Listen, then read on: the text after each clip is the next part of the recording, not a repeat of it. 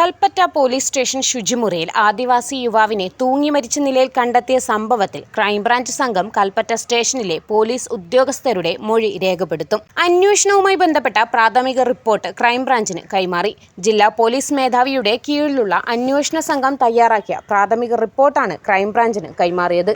നേരത്തെ ഉത്തരമേഖല DIGക്ക് കൈമാറിയ റിപ്പോർട്ടിൽ ഡ്യൂട്ടിയിലുണ്ടായിരുന്ന ഉദ്യോഗസ്ഥർക്ക് ജാഗ്രത കുറവുണ്ടായി എന്നായിരുന്നു കണ്ടെത്തൽ. കൽപ്പറ്റ സ്റ്റേഷൻ ശുചിമുറിയിൽ ഷവറിൽ തൂങ്ങിയ നിലയിലാണ് ഗോകുലിനെ കണ്ടെത്തിയത്.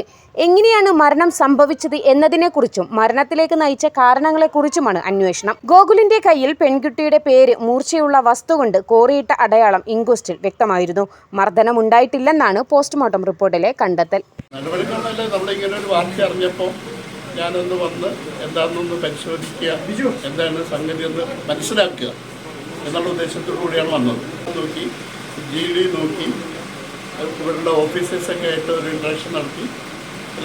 നിലവിൽ നമുക്ക് കംപ്ലൈന്റ് കിട്ടിയിട്ടുണ്ടായിരുന്നോ? ഇല്ല.